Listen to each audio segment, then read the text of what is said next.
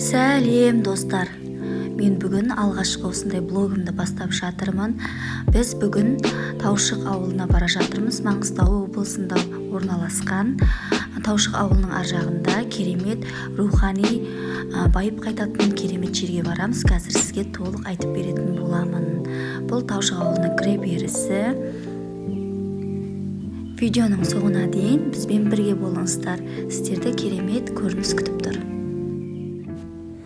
Қазақ жерінің батыс аймағында, Маңғыстау өңірінде көрген көзді рухтандыратын, құпиялығымен таңғалдыратын 12-13 ғасырлардың ескерткіші саналатын Сұлтан Үпі жертөлесі орналасқан. Сұлтан Үпі жерасты мешіті Форт Шевченко қаласының солтүстік шығысына 57 км жерде Сарытас сағанағынан таяу Сұлтан Үпі сайының жоғарғы жағында орналасқан. Алғашқы рет мешітті тазалау жұмыстары 1980 жыл жүргізілді, ал 1993 жылдан мемлекеттік қорғауға алынды.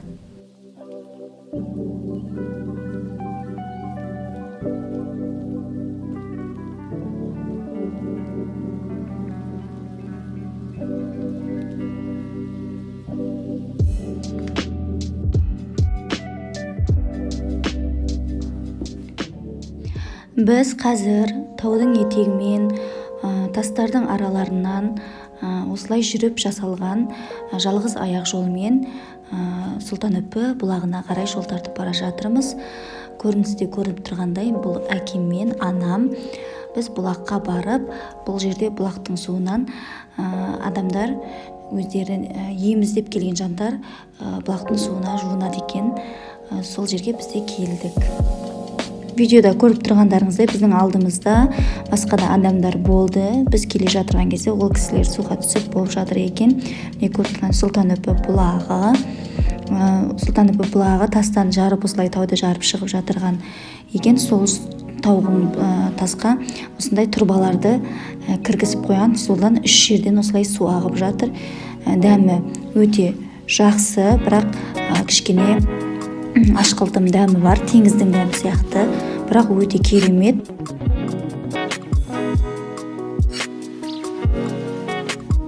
Жартасты ойып жасалған мешіт бір-біріне жалғанған 11 бөлмеден тұрады. Мешіттің ішіндегі ағаштары шаншылған 2 дөңгелек тас қоршаудың ортасында Сұлтан Үпінің зираты орналасқан. Мешіттен 6 метр қашықтықта орналасқан Сұлтан Үпі құдығы назар аударарлықтай. 1870 жылы Ломакен жазбаларында ғана айтылған құдық 19 ғасырда салынған екен. Құдыққа осылай шелегіңізді жібересіз, айналдыру арқылы қайтадан шығарған кезде шелегіңіз толы су болып шығады. Судың дәмі өте керемет, тап-таза, мөп-мөлдір су. Судың ең құдіреттілігі маған ұнаған жері, суды ішкенде мұздай болғанмен, сіздің ішіңізде өткен кезде ішегіңізді мұздай болып өтпейді. Бұлай мұздай суды ішкендегідей әсер қалдырмайды. Бұл Сұлтан Үпі басындағы Түнеуқананың жанындағы иттер.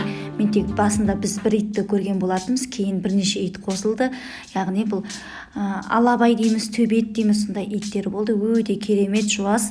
Сәлем деп сұраған кезде беріп жатыр қолын. Өте керемет. Уақыт өткізген арасында осылай иттермен ойнап жүрдік.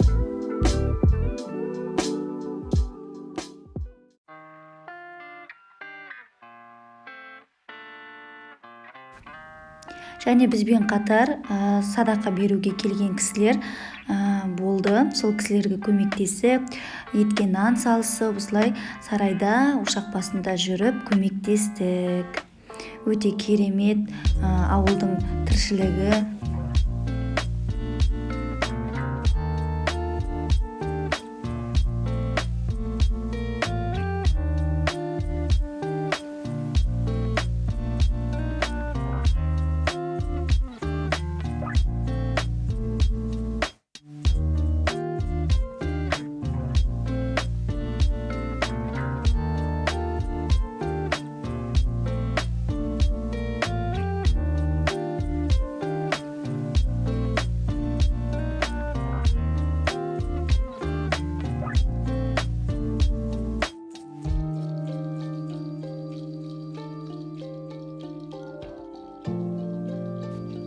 Бұл енді кешкі уақыт Сұлтан-үпі атаның басындағы закат десем болады, күннің батуы өте керемет көрініс болды. Сондықтан түсіріп алған болатынмын.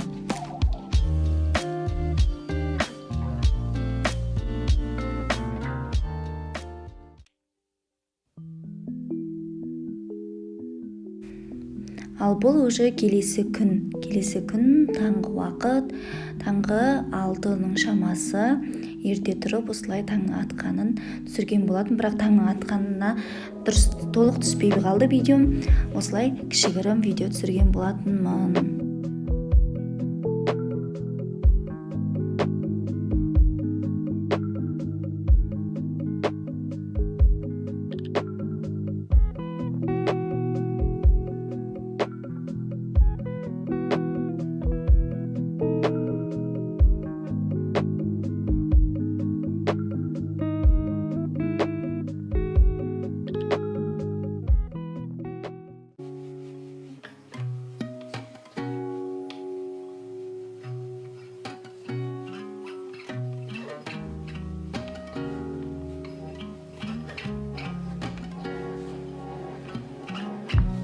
Мінекей, мен жаңа айтқан 3 төбет, өте керемет, әппақ, әдемі иттер.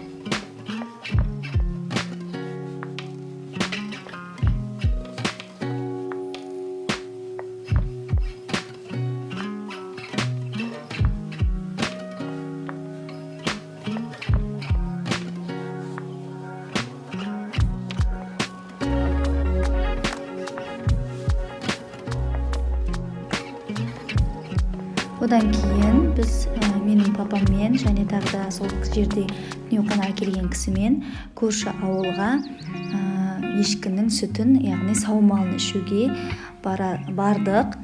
Мінекей ол жерде бізде 3 төбет болса, бұл жерде тазылар болды. Оларда екеуі баласы екен, бізбен өте күшті ойнап, адамдармен жүгіріп, жағында еркелеп ойнады. Маған өте қатты ұнады. Мен жануарларды, соның ішінде ит, мысықтарды өте қатты жақсы көремін десем болады. Біз осы уақытта саумалды күтіп отырған кезіміз. Саумал ішіп, қайтадан дүниеқанаға қарай қайттық. Ешкінің саумалын бірінші рет ішіп тұрмын, өте дәмді болды.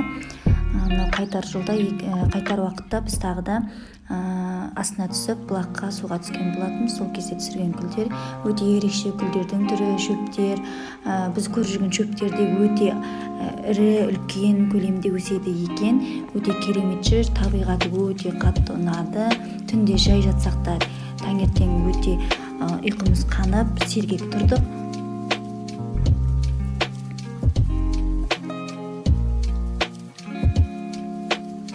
Бұл енді біз уже ауылға қайтып бара жатырған жол. Сұлтан-үпіден Таушыққа дейінгі жол өте жақсы болды. Асфальт емес, грейдер, но оның өзі жақсы.